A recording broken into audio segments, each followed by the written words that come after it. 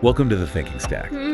And just to be clear, this isn't your typical friendly fireside chat. No, not at all. We're not here to, gently wade into things. Think of this as, well, dropping a truth serum. Right into the veins of conventional wisdom. Exactly. Our mission here is brutal clarity. We take these tangled messes, these intellectual logjams, And we dissect them. piece by bloody piece, until we get to the raw, usable core.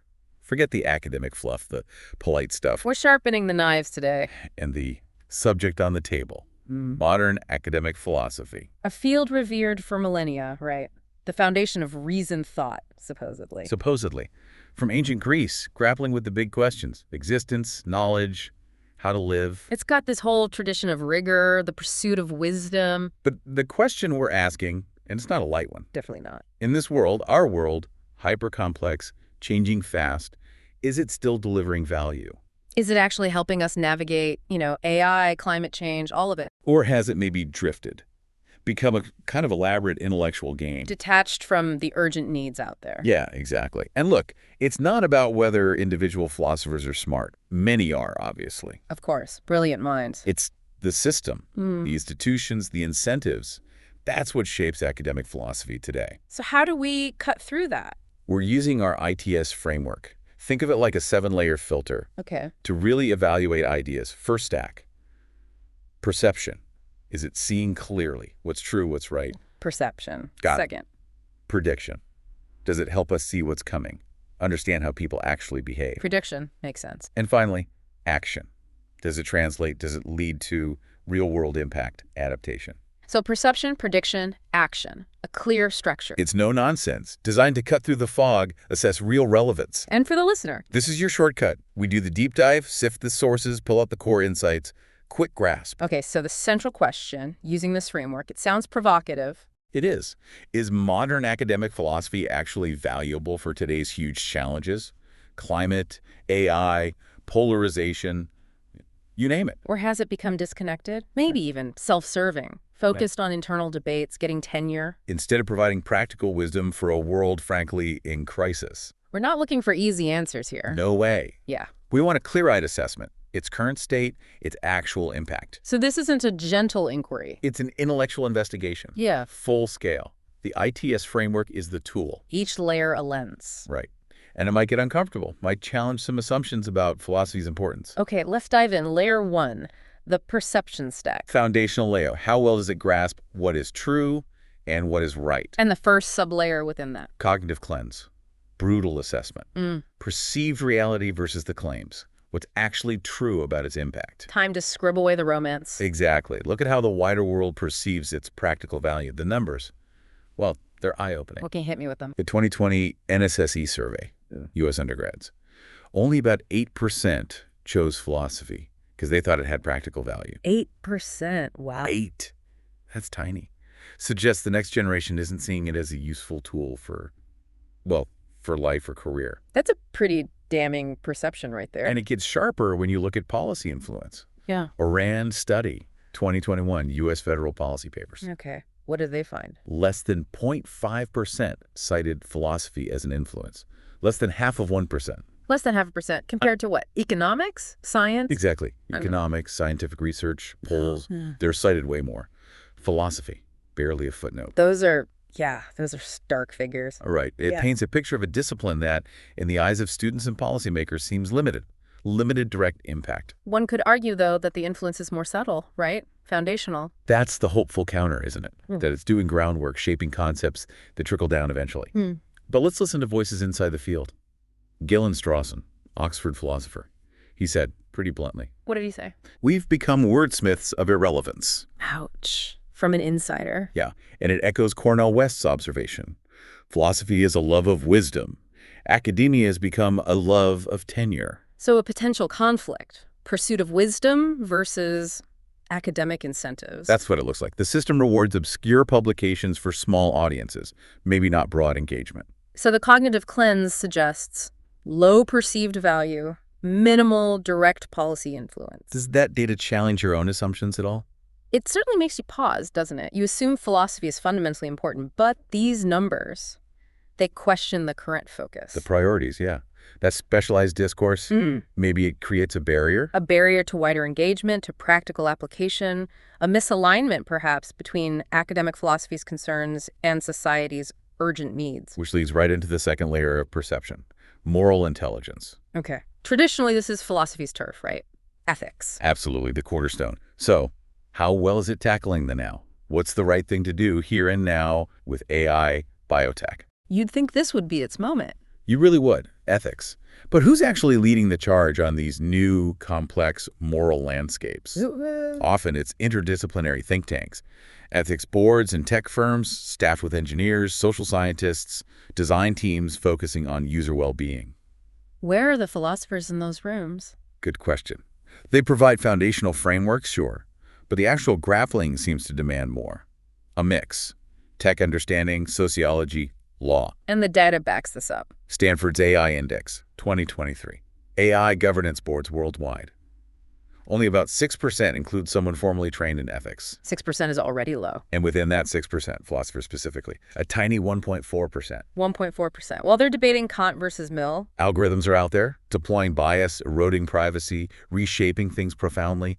It feels like endless thought experiments, trolley problems. While real ethical crises need immediate, practical, often messy answers. Right. And let's ask the uncomfortable question. What about moral courage within the academy? What do you mean? Mary Midgley put it sharply. A philosopher who ignores how power works is not doing ethics. They're doing theater. Ah. So are they critiquing their own systems? How many are loudly calling out precarious adjunct labor? The publish or perish pressure that incentivizes niche work over real engagement. It's easier to talk abstract justice than confront concrete injustice next door. Seems like it sometimes. Right. So, for moral intelligence, where are effective ethical frameworks being applied today? Increasingly, it feels like it's outside that traditional ivory tower. Yeah, in applied settings, where urgency forces collaboration, action. Which brings us nicely to the second stack, prediction. Prediction. How well does philosophy help us see what emerges and understand how humans actually behave? And the third layer overall, systemic foresight. Systemic foresight, understanding what happens next and to whom. The interconnectedness. You'd hope a discipline about fundamental truths would excel here. You'd hope, but the evidence suggests maybe a blind spot. How so? Think about it. While philosophers meticulously debated the definition of democracy, companies like Cambridge Analytica were using Facebook data to manipulate elections. Ah, the contrast between abstract definition and real-world action. Exactly. Okay. Which had more impact on actual democracy, the refined definition, or the weaponized data. It's pretty clear.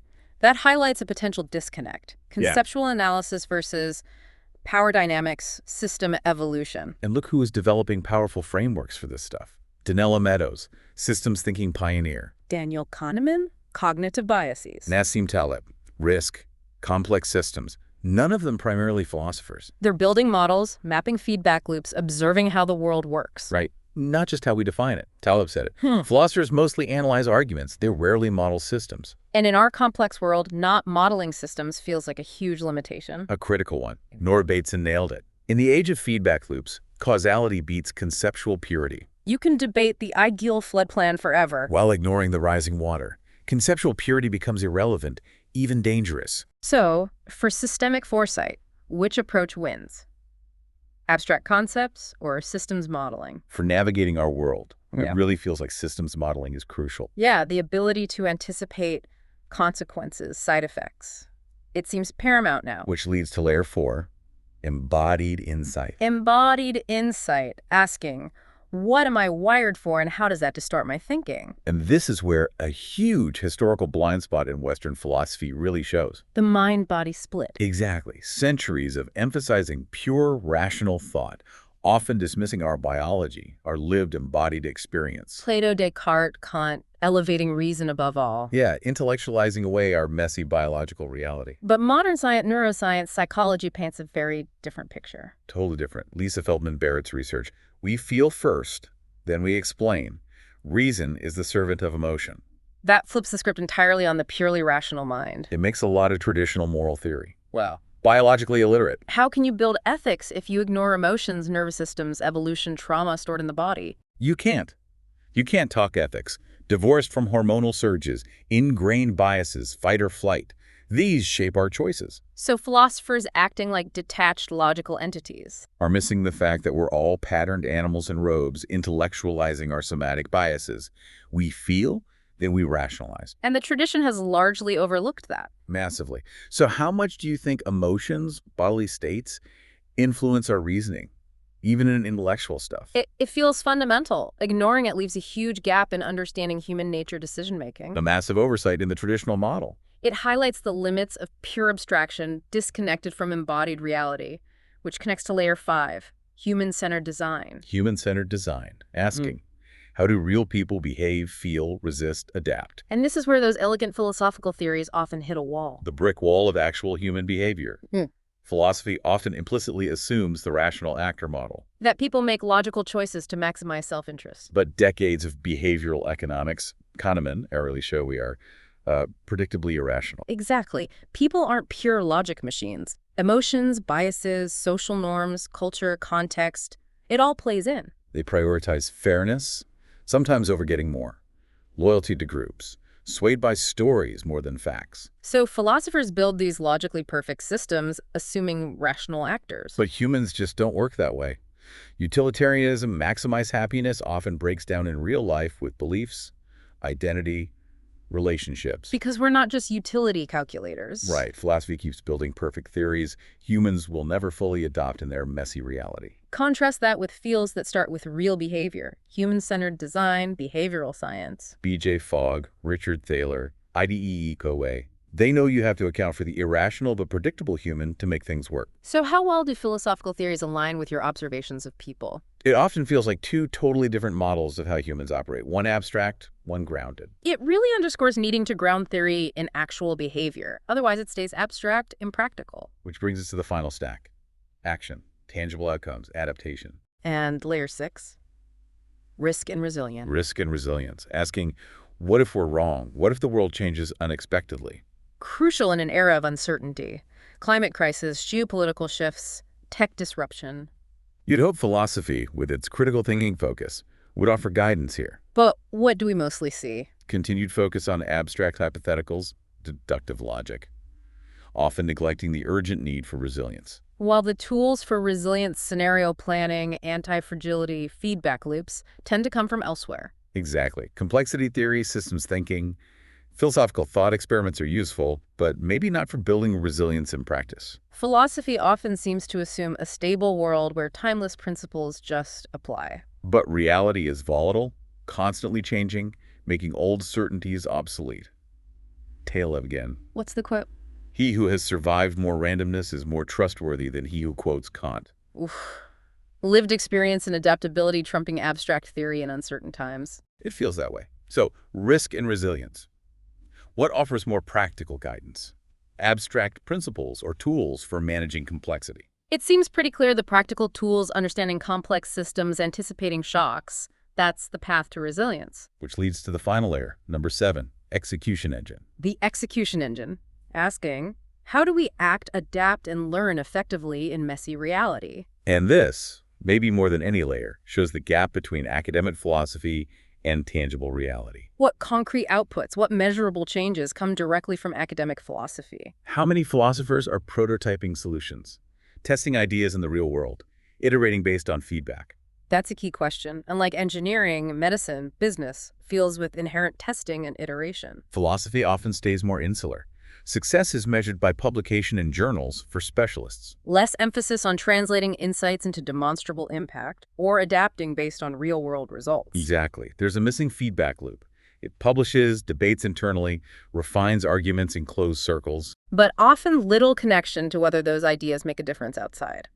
Contrast that with UX design embedding ethics based on user tests, or game theory models used in policy, or Buddhist practices translating insights into well-being. Those fields translate ideas into action and learn from it. Philosophy seems to see itself as meta, maybe above that messy execution process. But the real world rewards embodied adaptation, learning from experience. So how many philosophers are actively prototyping ethical solutions, testing frameworks in the field, adapting? It feels like a fundamental missing piece in the current academic model. A potential limitation baked into the structure and incentives.